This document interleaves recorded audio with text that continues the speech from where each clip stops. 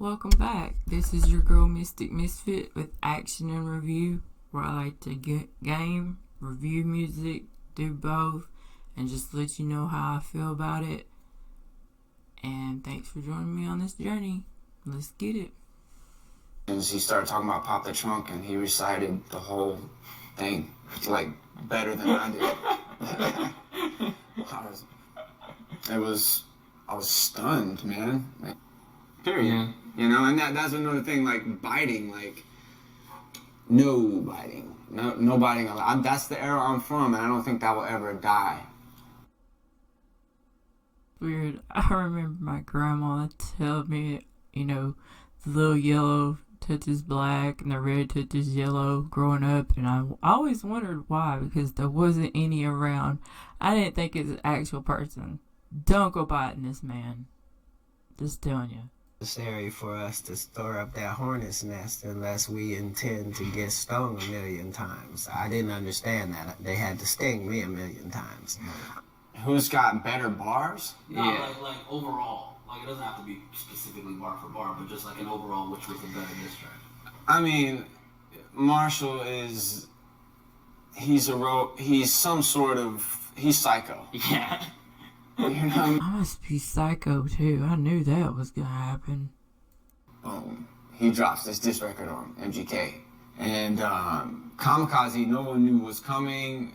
I didn't know he had a record in the bag. I didn't know he was even working on an album. So when it dropped, I had this song in my pocket.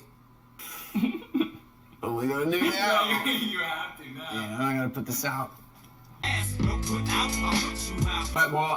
But truth be told, loyalty, I called Marshall and I was like, yo man, like, I got a record with homie and I really, really like it. DJ Paul produced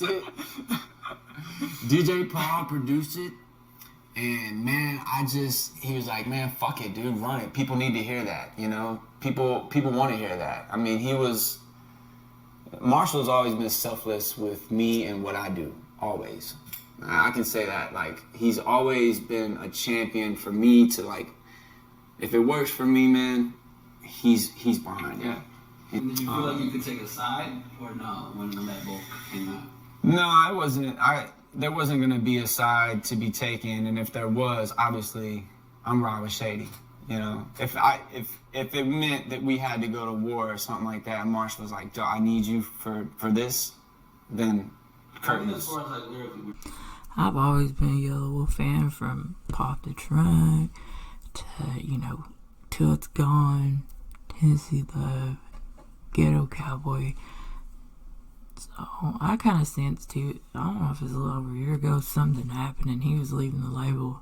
Didn't know till this year that he went independent. So it's good to know these little interviews, you know, insight to other people involved doing stuff.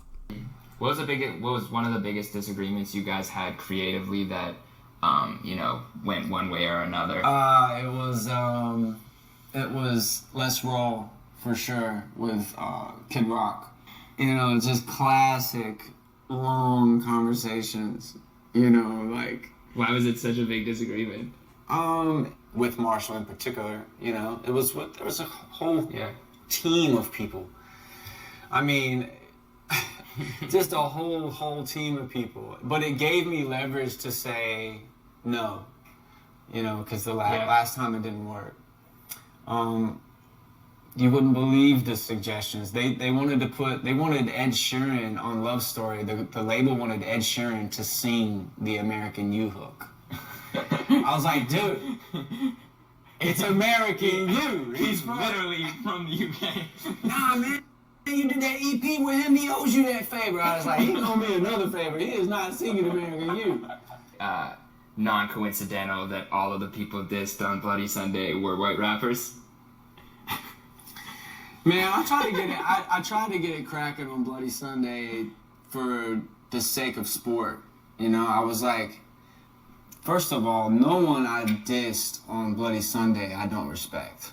Like, all those guys are talented. All of them. And which is why I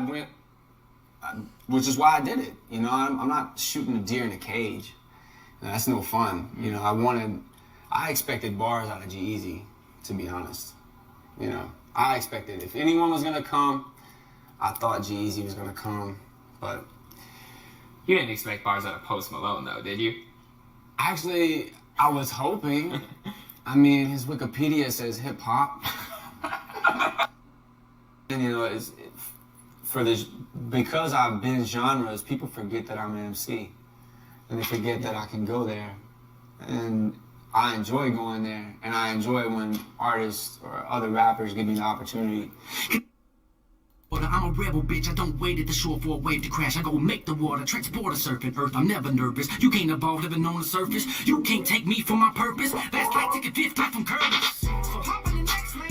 Yeah, I just hop in the next lane. But I got the whole fucking highway. Run over you like a septic. Trying to catch up in your green box. You better watch where you step in. I'll shit on the champion sweatsuit. Cause me and hip hop at a wedding. Put our music, live a live in the city. Get rock and roll, we did the same thing.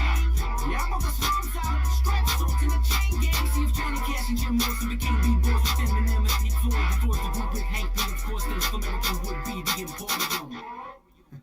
I don't want nobody in the industry or anyone on the streets to ever say that I didn't stand my ground. It doesn't matter if it happens in a building 40 stories up in fucking Manhattan, or if it happens on a corner somewhere in Alabama. You know, it doesn't matter where it happens, doesn't matter. What happens at that moment when you're given the opportunity to stand up and do what's right for you, that's what matters.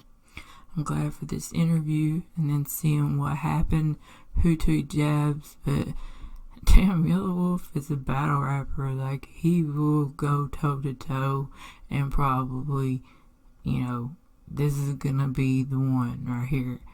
Right here, this little, if they want to go there, Yelawolf can go there.